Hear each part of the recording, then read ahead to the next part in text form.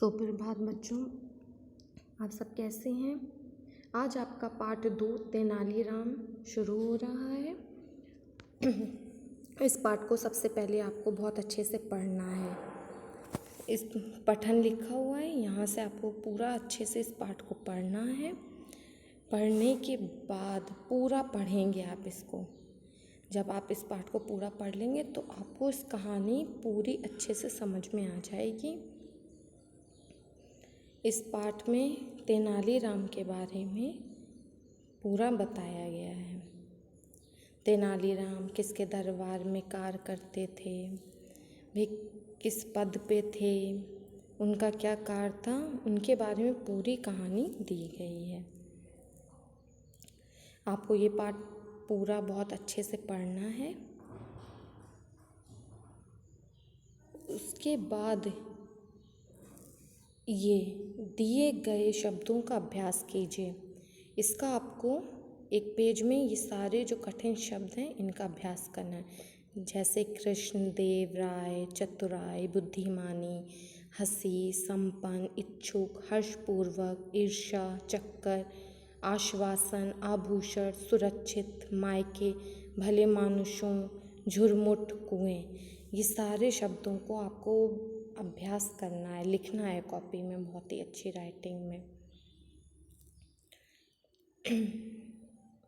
और उसके बाद ये है आपका एक्सरसाइज, आपके अभ्यास का उचित विकल्प पर सही का चिन्ह लगाएं। जब आप पाठ पूरा पढ़ेंगे तो आपको पता चल जाएगा कि किसका क्या उत्तर है। तेनालीराम की पत्नी किसके भय से खेतों की सिंचाई नहीं करवा पाई? राजा के, तेनालीराम के, चोरों के, मंत्री के। जब आप पाठ पूरा पढ़ेंगे तो आपको पता चल जाएगा कि क्या आंसर होगा। वैसे इसका आंसर चोरों के, चोरों की वजह से वे खेतों की सिंचाई नहीं करवा पाए।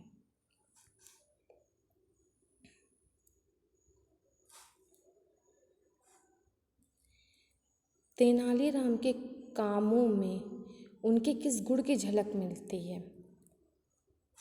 तेनालीराम के कामों में उनके किस गुण की झलक मिलती है? बुद्धिमानी की, उनकी बुद्धिमानी की झलक मिलती है। तेनालीराम ने चोरों को धन्यवाद क्यों दिया?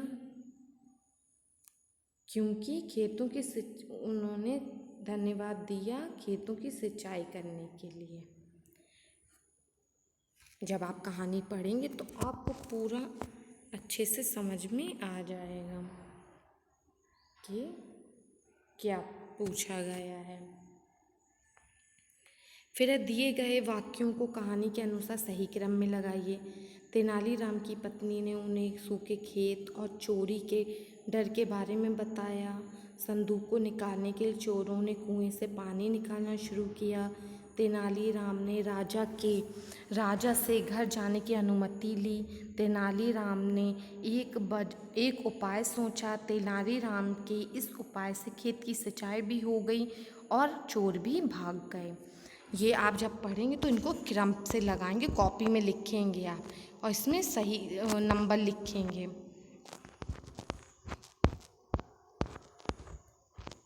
फिर उसके बाद तो ये आपके प्रश्न उत्तर हैं, ये तो बाद में करवाए जाएंगे।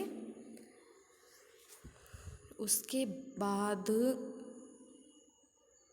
आपका ये शब्द सागर आ जाते हैं।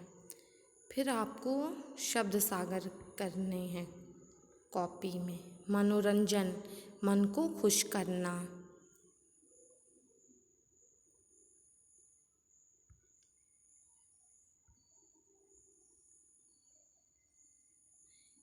संपन्न, धन धान से युक्त या धनी। चर्चा, किसी विषय पर बातचीत। इच्छुक, इच्छा करने वाला, चाहने वाला।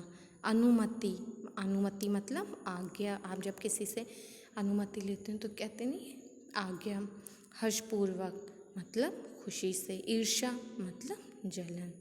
आश्वासन मतलब दिलासा, किसी बात का दिलासा देना या तसल्ली देना। आभूषण गहना। मायका माँ का घर। सेंध लगाना, चोरी के उद्देश्य से दीवार में छेद करना। ये आपको बहुत ही साफ सुंदर लेख में कॉपी में लिखना है। शुद्ध, अशुद्ध नहीं, शुद्ध बुक से देख के, अपनी किताब से देख के आपको बहुत ही साफ साफ लिखना है। और एक्सरसाइज जो आपकी है अभ्यासकार, वो आपको अपनी बुक में ही पेंसिल से, पेन से कोई भी नहीं करेगा, पेंसिल से टिक लगाना है, पेंसिल से ही बुक में फिल करना है। और शब्द सागर कॉपी में लिखना है। और जो आपके ये अभ्यासकार, ये वाले जो प्रश्न ये हैं आपके, ये कॉपी में लिखना है। और बाकी सारी ये जो एक्सरसाइज हैं इनको बुक में फिल करना है आपको। ये बुक में पेंसिल से आपको लिखना है। ओके बेटा, बहुत अच्छी राइटिंग में लिखिएगा। Thank you.